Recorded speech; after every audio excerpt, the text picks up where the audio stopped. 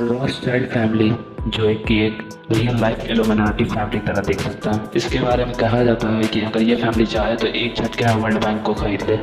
जितने भी world war हुए हैं कहीं ना कहीं की बैकएंड में कहा जाता है कि इसी फैमिली का हाथ था।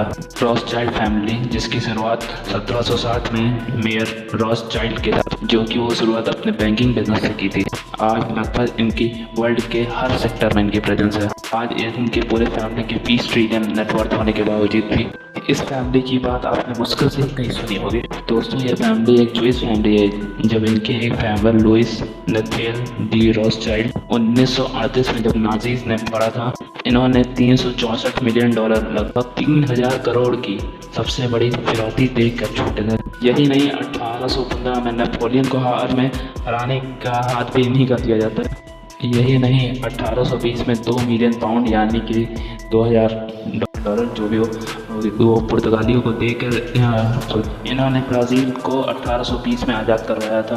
दोस्तों, इस फैमिली की अथाह संपत्ति, पावरफुल लोगों से कनेक्शन, वर्ल्ड वॉर में इनका इंपॉर्टेंट रोल, कैपिटलाइजेशन में इनकी शुरुआत, इंडस्ट्रियलाइजेशन में इनकी हेल्प, दुनिया की सबसे वेल्थिएस्ट फैमिली और मोस्ट पावरफुल फैमिली का दर्जा दिया है। आज के इस वीडियो में हम इनकी वर्ल्ड हिस्ट्री में इंटरफेरेंस को लेकर और आज तक इनके सारे कारनामों को लेकर बात करेंगे। कैसे एक फैमिली पूरी दुनिया पे राज कर रही है। दोस्तों, कोई यूरोप की पॉलिटिकल पावर को अपने हाथों में रखे और किसी को भनक भी ना लगे तो ये कोई सोच डायनेस्टी यूरोपियन बैंकिंग इंडस्ट्री में सबसे ज़्यादा फेमस थी। यूरोप की इकोनॉमिक और इनडायरेक्टली उसके हिस्ट्री पर तगड़ा इन्फ्लुएंस रखा।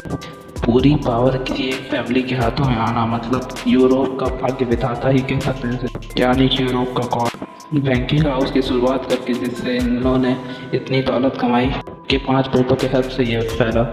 इनका नाम आप पढ़ सकते हैं। जर्मनी से इन्होंने शुरुआत की। एक बैंकिंग हाउस को इंटरनेशनल और ग्लोबली फैलाने का जिम्मेदारी इनके बेटों का था। फैमिली लोन लेना करना और भी वैसे टाइप के लोन यही प्रोवाइड कर रहे थे। 1820 में इनके 5 भाइयों ने मिलकर फैसला किया कि इसकी पावर को इंटरनेशनल ग्रो करवाएंगे और निकल गए दुनिया की 5 वेल्थिएस्ट सिटी में। इन्होंने लंदन, पेरिस, वियना और नेपल्स में अपने बैंकिंग हाउसेस स्टैब्लिश कर दिए। मेयर ने एम्स्टर्डम से पढ़ते बैंकिंग सीधा को संभाल की नाम वियतनाम और नेपल्स में खोले। 1820 रॉथस्चाइल्ड सन्स आज इंटरनेशनल बैंकर्स हो चुके थे, लेकिन इतनी वेल्थ सब इनके लिए अभी भी कम थी। वो अपनी पोटेंशियल जानते थे, जिस वजह से उन्होंने banking, mining, real estate, energy हर डायरेक्शन में अपना वेल्थ बढ़ाया। उनकी इन्वेस्टिंग की वजह से वो दुनिया में कुछ ही सालों में उनकी रॉथस्चाइल्ड फैमिली दुनिया में जगह फैल गई, सबसे पावरफुल बन गई। आज भी उस फैमिली की बात होती है तो बस इसलिए क्योंकि आज भी पूरे वर्ल्ड में कोई भी हिस्टोरिकल या कोई भी बड़ी मूवमेंट चीज़ होती है तो इनकी डायरेक्टली या इनडायरेक्टली करंट जरूर होता है। रॉथस्चाइल्ड फैमिली की प्रेजेंस ऐसे ऐसे चीज़ों में रही है जिस पर आपको भरोसा नहीं होगा। जैसे कि हम लोगों ने पहले ही समझ लिया है कि रॉथस्चाइल्ड फैमिली ने कैसे बैंक जर्मनी के अलावा और भी जगह अपने ब्रांचेस खोल के अपने आप को बढ़ाया। ये सिर्फ बैंकिंग हाउस नहीं थे, ये दुनिया के पहले बैंकिंग सिस्टम थे। कहीं ना कहीं कैपिटलाइजेशन की शुरुआत को ये रॉथस्चाइल्ड फैमिली को क्रेडिट जाता है। इन्होंने फाइनेंशियल सेक्टर में जो आज का काम किया यही आज के ढांचे बैंकिंग सिस्टम के काम में आती है। दुनिया के पहले लोग थे जिन्होंने बैंक से पैसा निकालकर गवर्नमेंट बॉन्ड्स, गवर्नमेंट प्रोजेक्ट्स में पैसा लगाया था, जिससे इन्हें बहुत फ़ायदा हुआ और आज पूरी दुनिया की बैंक यही मॉडल अपना रही है। रॉथस्चाइल्ड के लिए बस ये पहला कदम था, अभी उनकी मंजिल और भी कुछ। इंडस्ट्रियल रेवोल्यूशन दौरान बैंकिंग बिल्कुल नया दौर था। लोगों को कहीं अपना पैसा सेव करना बहुत रिस्की लगता। किसी चीज़ में पैसा इन्वेस्ट करना, कुछ भी करना बहुत ही रिस्की और बहुत मुश्किल चीज़ था उस समय में। रॉथस्चाइल्ड के इंटरनेशनल बैंकिंग सिस्टम बहुत कारगर हुआ। ऐसा करने वाले वो पहले बैंकर थे और यही उनको फ़ायदा मिला, जिसकी वजह से वो दुनिया के सबसे advance intra bank communication system बने। फिर उन्होंने अफ्रीका को कॉलोनाइजेशन के लिए पैसा मुहैया कराया। एक टाइम तो ये था जर्मनी में बैठा बैठा अमेरिका के सबसे पावरफुल बैंक को कंट्रोल करते थे।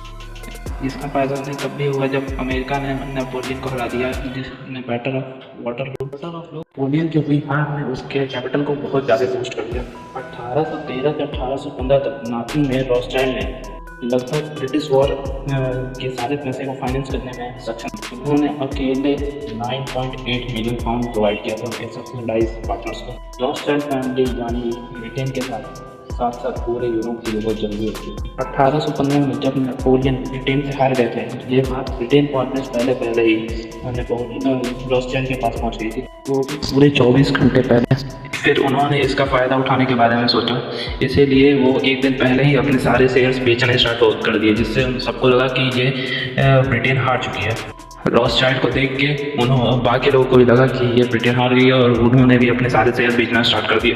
लेकिन गेम में ट्विस्ट यही था कि जो भी स्टॉक्स बेचे गए, सारी चीज़ों को रॉथस्चाइल्ड के मेंबर्स ने ही खरीद लिया।